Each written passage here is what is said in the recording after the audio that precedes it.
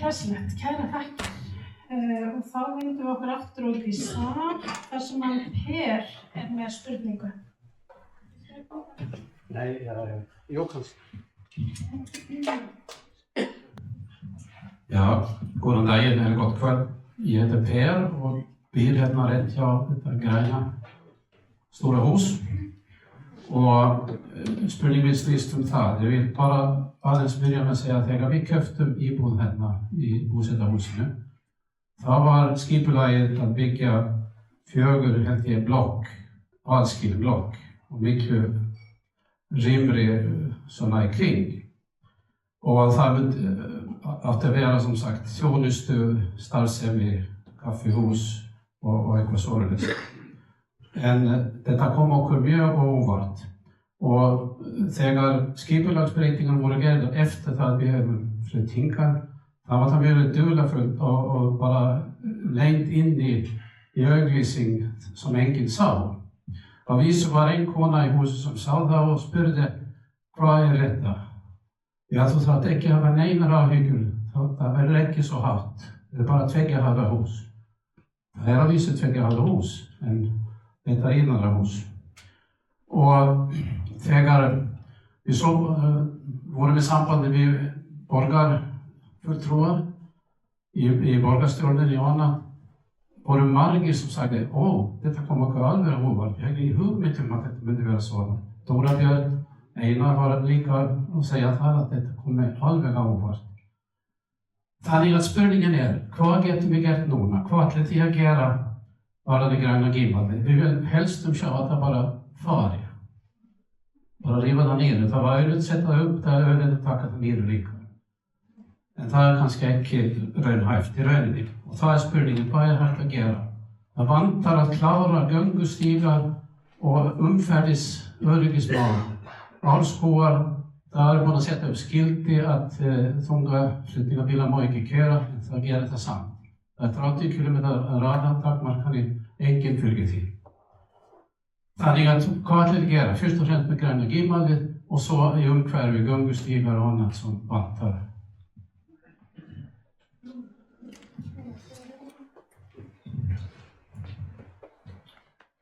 Takk fyrir spurninguna.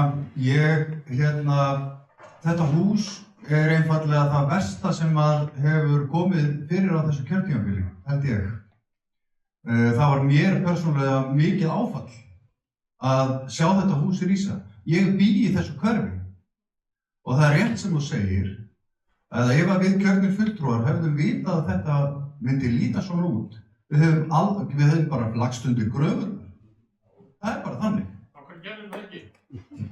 Af því það reis svo hratt og það var byggt upp þarna megin og svo allt í einu var það komið. Og þetta er bara það versta sem við höfum upplifað og fullkominn áfellisdómur yfir skipulagsstefnu Reykjavíkurborgar og embættismannakerfinu sem klúðraði þessu. Ég samþykkti þetta ekki. Það gerði ég ekki, nei. Og það... Já, í rauninni erfitt að sjá hvað hægt að gera annað en að fara í einhverjar mótvægisaðgerðir. Því að ég veit ekki, það verður bara rosaleg skaðabótaskylda ef við ætlum eitthvað að fara að rífa þetta jólið við núna, sko. Við höfum leitað könnuði það hvort það væri áhugi hjá búseta að kaupa þau út úr blokkinni og það var virkilega ekki vera. En bara já, við þurfum að fyrsta lagi koma í veg fyrir að þetta gerist aftur og þetta er... Já, ég meina, hvað get ég sagt? Það sá enginn fyrir að þetta myndi gera svona. Það var... Já, á ég útskýra þetta að það vilji þeirra hlæja. Hver þá, veist það einhvern sem þið hafa ábyrgð fyrir þessu? Já, við erum að bíða til útbreyðir endurskoðun að koma að hvernig það var, því að þetta er furðulegt. Mjög furðulegt, mér verður búin að segja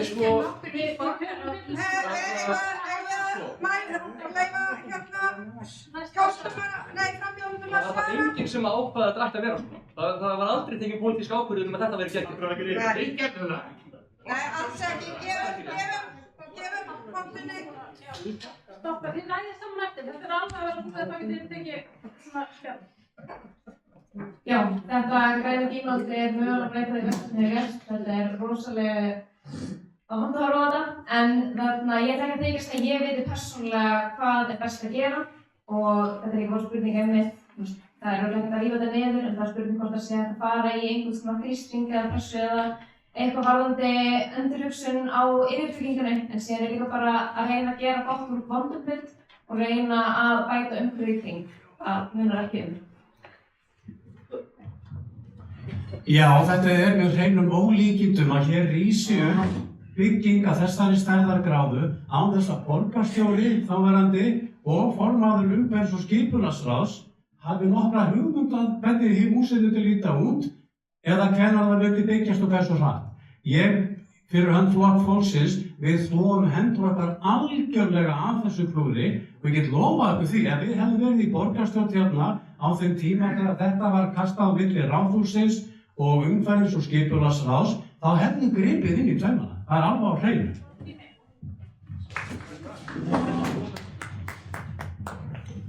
Ef og hefði, förum við málið. Það sem þetta snýst aðalega er 5 hæða ferlíkið sem var byggt beint fyrir framan andlit þessa fólks í fullri dagsbirtu.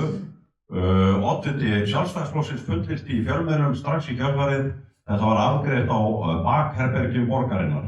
Það er rangt.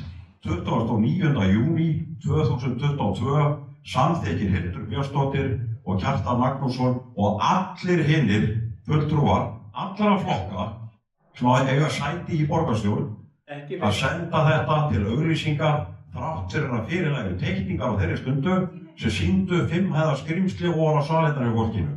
Þau samþykktu aftur 3. október, aftur 13. október, ábyrgðin er þeirra, látum þau kaupa húsið og rífa það.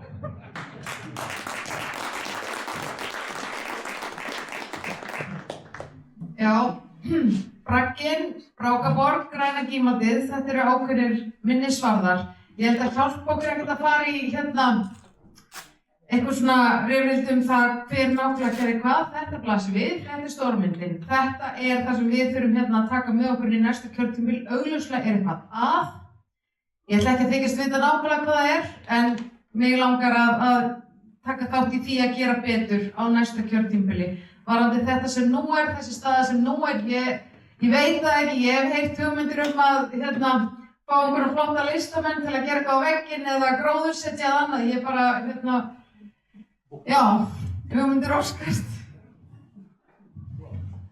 Já, þetta er ekki í lagi og við höfum heyrt frásagnir af hvernig þetta hefur áhrif á daglegt líf og ég man eftir var ekki sýnt bara hvernig þetta hefur áhrif líka á líf dýra. Það var páfagaukur sem hafði hægt að syngja til Eiríklega en ég er bara með hlust, ég vildi bara aðeins nefna þetta í upphafi. Ég held að það sé svona ákveðin birtingarmynd þess og það er leitast við að fá svo mest fjárhagslega ykkur uppbyggingu og það er augljóslega ekki í lagi. Ég veit til þess að það eru samtöl í gangi á milli aðila hvernig sé þetta svona kannski leitast við að breyta einhverju þarna en ég bara, það er einu sem ég veit ekki meir en ég veit að þetta er hræðilegt. Ég vil bara segja að auðvitað á borgarstjórn að taka ábyrgð á þessu. Og viðurkenna það að öll borgarstjórn sem er ábyrgð fyrir þessu, sem sagt borgarstjórn. Þetta er ferli, þetta er bara klúður, ferli, þetta er slæmur rekstur að svona skuli gerast. Og þetta er ég náttúrulega nýtt frambúð hérna og við erum að stefna á það að reyna að bæta rekstur. En varðandi það hvað er hægt að gera núna, ég myndi náttúrulega fyrst vilja reyna að semja, ég veit að semja við viðkomandi bara að fjalla þetta, hreinlega, það er bara sanngjarnt að reyna það. En síðan er það bara spurningar hvað er það að gera og þá í góðu samstarfi við íbúar. Þetta er bara auðvitað hneyksli þetta mál. Já, þetta er nú einhvers konar stjórnsýsluleg katastróf, þetta ágæta hús þarna og fólk virðist hlaupa undan og fría sig ábyrgð. En hvað er þetta að gera núna? Þá held ég að sé að bara tala við ykkur íbúa og bara hvað viljið þið fá þarna? Ég held að Reykjavík skuldi ykkur bara með að hvernig stjórnsýslan var í kringum þetta. Bara hvað viljið þið sjá fyrir utan, að þið gefna að húsið verði ekki rifið? Hvað viljið þið sjá þarna fyrir utan húsið ykkar?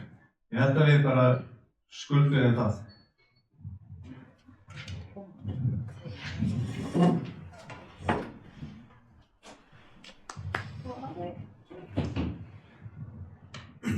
Já, ef þetta hús hefur verið byggt í óleyfi þá náttúrulega yrði sá sem að byggði það að rífa það, en niðurstaðan eða staðan er auðvitað svo að það var ekkert byggt í óleyfi. Það byggði á ákvörðun Reykjavíkurborgar sem að gaf leyfi fyrir akkurat þessu húsi sem þarna er og að enginn hafi gefið sér fram að bera nákvæmlega ábyrgð á því. Ég vil bara segja að því við erum ekki inni í borgarstjórn núna, náum ekki inn fulltrúa í síðustu kosningum Miðflokkurinn og þetta er eitt og örfáum augnablikum þar sem að maður er bara sáttur við það.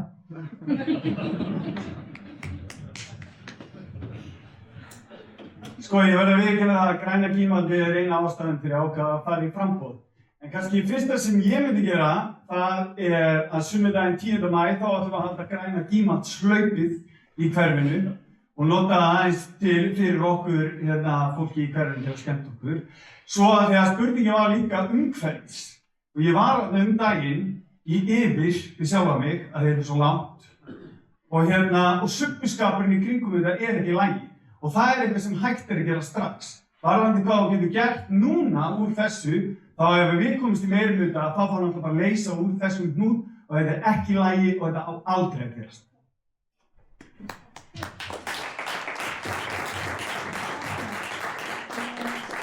Þá erum við, svo við getum nú haft hérna dýpri umræðar eftir,